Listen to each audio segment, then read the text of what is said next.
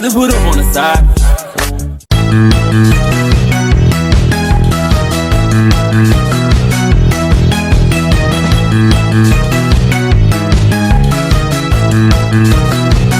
Hello Pilipinas! Ako nga ni ay sumamba ngayong araw dahil ngayon ay Sabado.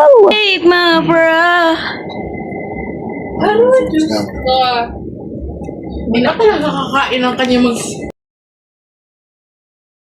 Ito masakit yun kasi marami eh. So ay makakarami. Kailangan sa bundok na naman ba?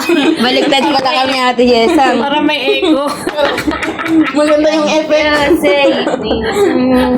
Please, sigaw, Dito kasi sa tenga namin na echo eh.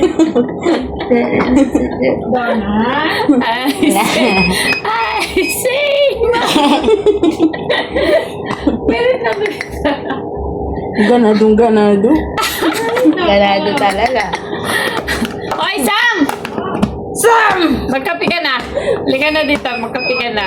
Huwag ka na magpanggap. Pagkatapos ko nga ni magbihis, hindi naman ako na-inform. Masasamahan ko pala si Big Boy, yung anak ni Big Boss, dito sa kanyang exam sa driving lesson. Ako nga niya ay tinanong kung hintayin ko daw ba siya. Sabi ko, ay hintay ko na lang siya.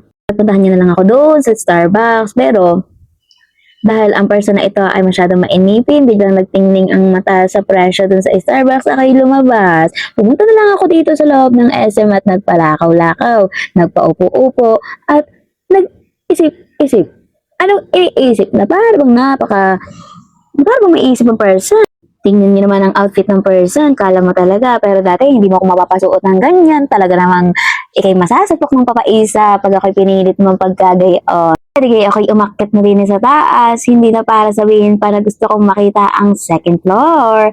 Ito nga rin ang aking tsinelas, ramdam ko na ang baka, kailangan na yata itong palitan, pero hindi, ayoko pa, wala pang budget ang person. So ngayon pumasok na ako dito sa National Bookstore, kasi naman, wala lang. Gusto ko sana magbasa-basa, pero nakakatamad pala magbasa kaya tinignan ko na lang ang iba't ibang libro na narito. Share ko lang, ako ay nung kabataan, na para bang tanda-tanda ko lang nagkukwento sa inyo. Nung ako ay grade 9, hindi ka na ako mabatukan. Hawak ko kasi ay pocketbook, nagbabasa ako dun sa sulok habang nagdi-discuss si mom. For the go talaga ang person, ang lakas-lakas ng loob, kalabukang-buka yung libro. Eh di ako ay napagalitan, pinahiya pa ni mom, ang sabi niya sa akin, wala na daw akong ibang inatubang, kundi ang magbasa nito, wala daw akong mararating sa buhay, mabubuntis ng maaga, mapapariwara, sayang ang pinapaaral ng magulang, wala nang ibang inatubang, kundi ang walang kakwenta-kwentang pagbabasa ng packet po. Pero nung sinabi niya, hindi na rin naman ako nagdamdam kasi alam ko sa sarili kong hindi ako magiging ganon. Tingnan mo nga naman ako, 23 years old na, pero talaga namang NBSB. Never pa nga ako nagka-boyfriend kasi hindi yun ang aking priority. Ang gusto ko ay maluwan ng aking buhay. Hindi ko kailangan ng lalaki na mag-isay sa akin. Para sa akin ay walang mangyayari kung mag-aasawa ng maaga. Parehas kami nga, magpaparami lang ng anak. Kapag parehas kami walang makain, magbatuhan na lang kami ng kaldero, ay ayoko mo ng gayon. Ako nga ni ay nag-senior high, ay di ka nga ni ay pandemya, ay di kami mga nasa bahay lamang, modular pa talaga. Ang ginagawa ng person, magdamag nagbabasa ng Wattpad, for the government person, at nabasa ko na ang lahat ng series ng possessive series, ginawa ko siyang inspirasyon, kaya ngayon, nagsusulat na rin ako ng story. Ng mga matatanda, dapat daw hindi nababasa ang mga bata ng garnet. Bad influence daw nga ni, bigla, baka mapariwa balang araw, walang mararating, magang mabubuntis. Bakit ba? Para sa akin naman, ito yung naging inspirasyon ko para umiwas naman sa mga lalaki, mga hinayopa. Kaya ngayon, focus na rin ako sa pag-aaral at pagtatrabaho dahil ayoko nga ning mauwi lamang dyan sa tambay. Pero hindi mo alam, ibang level din talaga ang nagagawa nitong Wattpad. Bigla-bigla na lang tumataas ang iyong standard. Dami ko nalaman na English na hindi ko alam, na pa-search talaga ako sa Google. Ang pagbabasa nga ng Wattpad at mga ganunong istorya ay naging comfort ko nung ako ay nasa pandemya era pa. Ngayon, hindi na ako nagbabasa. Maigi nga sinulit ko nung ako ay high school ang pagbabasa ng garnet kasi ay kapag pala nakatungtong ka na sa college era, talaga namang puyatan ng mga person. Nakakapagod din naman pala mag-aral at magtrabaho, kaya naman wala ka ng oras para magbasa ng mga garnet. At kung gusto mo na magbasa ng mga power na book, yung mga motivational book na kung saan meron kang matututunan para ma-improve ang iyong sarili. Ako nga na ay walang sawang palakaw-lakaw dito sa mall. Hanggang patingin-tingin na lang ang person. Ako nga rin napaupo muna dito sa isang tabi, talaga nangangali na ang benti. Eh, nag-chat nga sa akin si Big Boss, siya daw ay papunta dito, kaya naman nandiyan na siya. Nandiyan na. Ito nga rin ang pagdating ni Big Boss dahil lunch break na. Alam mo na yan, makakakain ng person. Ito nga rin natapos na rin si Bikoy. Lunch break na rin niya nga ni. Kami kakain din eh. Ay di napili niya nga ni dito sa Greenwich. Ay di ako first time lang ang makakain dito. Nagulat ako. Ay dito pala may kanin. Ang alam ko lang ay pizza baga. Kung bakit baga lagi na lang ako kumain sa Jollibee, marami palang pwedeng kainan pa. Pumunta nga niya ako sa CR, dumaan sa salamin at nagpaganda for the go. Bumalik ako number 06 kami. Ay shit, sa anong ginhawa, napakasarap ng pagkain. Tingnan mo naman yung lasagna, napaka creamy and cheesy. Ito nga yung pagkain ni Big Boss, ito yung pagkain ko. Paldo naman talaga yung napakarami. Akala ko wala nang tatalo, ang daming patahin sa akin. Hindi ko akalain, mas malaki pala yung kay Big ko. Talaga namang isang order na XL na ano yun, na pizza. Naubos niya talaga mag-isa. Kami ngayon paakya, sabi ko kako, may laruan dun sa taas. Yung parang nagda-drive ba?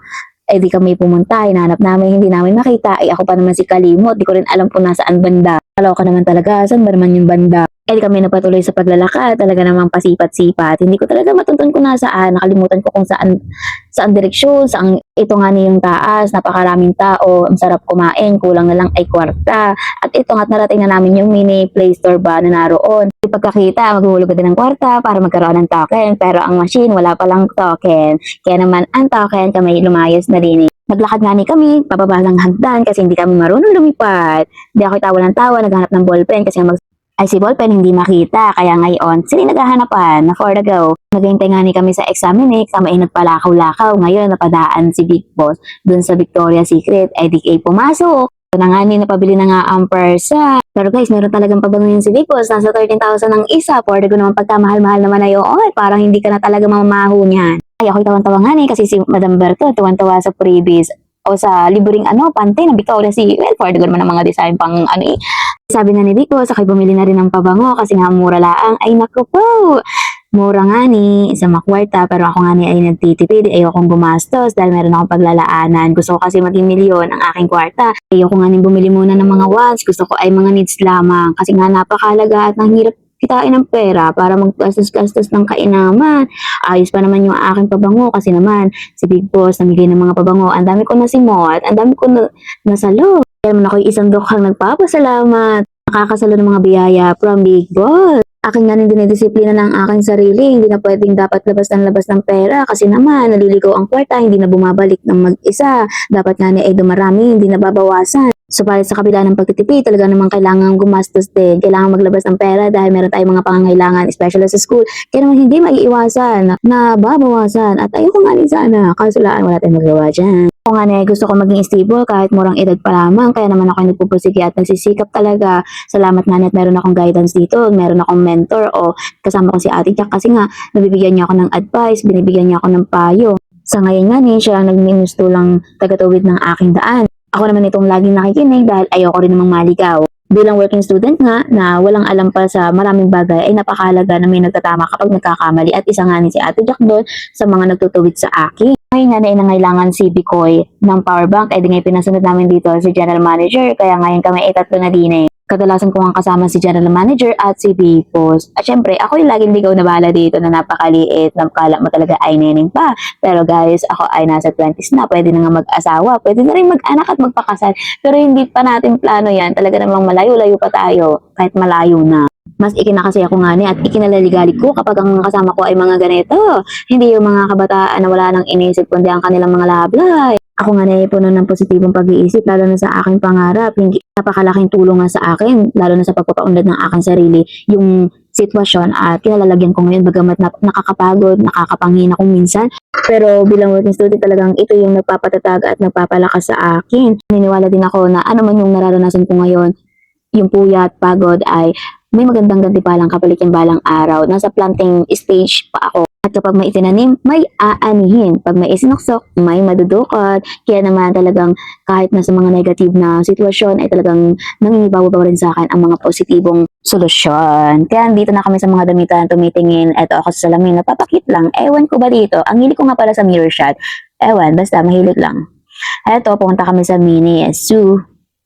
Si Ate Jack nga pala ay mahilig sa mga cute na things like that. Nga ako yung napadpad dito sa Manila, nararanasan ko na yung mga hindi ko nararanasan nung ako ay bata pa at nasa province pa. Simula nga nung napadpad ako dito sa Manila, ang dami ko nang naranasan na hindi ko naranasan sa probinsya at pinagpapasalamat ko yun dahil kung wala yung acceptance ni Big Boss, siguro wala ako dito at hindi ko alam kung nasaan ako. Kaya naman habang nandito ako, gusto ko lang din natulungan siya at ibalik yung kabutihan na ginagawa niya para sa akin. Iniwala nga niya ako na malayo pa mararating ko at marami pa akong lalakbayin sa buhay. Subalit, gusto ko manatiling mapagkakatiwalaan at maging kapaki-pakinabang habang nandito ako sa under of her guidance. Naman pinagpapasalamat ko talaga na siya yung napili ng Diyos para gabayan ako dito sa journey ko na to. Kasi napakalaking ambag niya sa akin. Dahil sa kanya talaga namang naging mas malalim at malawak ang aking pananaw tungkol sa buhay.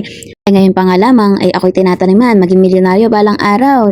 Sino ba namang hindi ko gusto maging milyonaryo kung ang mentor ko ay milyonaryo na din. Kung nga ay nai-inspire kaya naman gusto kong sumunod sa kanyang yapak. Gusto ko na rin umapak sa mundo ng mga milyonaryo guys. Sa mundong ito wala nang imposible lalo na sa akin dahil naniniwala nga ni ako na ang taong nagsisikap ay may gantimpalang nakatapat. Kaya kung nga ning lumaki sa hirap ay gugustuhin ko talagang umunlad. Ang pakiramdam ko nga ni ako yung puputol ng tali ng kahirapan sa aming pamilya at magbibigay ng kaginhawaan sa magulang, yun talaga ang nais ko. Ako nga ni nag-working student para hindi na mahirapan ang aking magulang, lalo na pagdating sa pinansyal, alam ko naman na hindi kami ganun kayaman. Diskarte lang talaga ang puhunan, pero hindi pa man ako nakakagraduate pero tinatanim ko na sa aking isip na ako ang gagawa ng paraan para kami umunlad balang araw. Hindi ko ito tinuturing na responsibilidad or pasaanin. Ito ay tila tadhana talaga para sa akin. Ngayon ay natapos na kami sa paglalakad, bumalik na kami dito sa pwesto. Ay nakakatawa naman dahil nakapasa naman din si Bikoy sa exam. Ay di kami umuwi na, inabot na kami ng gabi. Syempre, maligaya ang mga person, lalo na si Ate Jack. Ikaw baga naman, nakaka-proud naman ang person. May nakita akong pusa, walang sawang kumakaway. Sana naman ikay mangalay, mag-stop na muna saglit diyan. Kami nga na ay bumalik na, naglakad na, ako'y nangangamoy putok na dahil talaga namang further ko namang kainitan. Dumaan nga kami sa Jack's kape para makainom ng tubig. Talaga naman nakakauhaw ang aming gawa-gawa na ito. Pero syempre, nakaka-proud naman ang isa dyan, nakapasa sa exam. E di, patungo na siya sa driving lesson. So, ayan, pauwi na kami guys. Ay, ako ngayon anong ligayo ngayong araw. Kaya bash Ana, hanggang dito na lang. Bye-bye!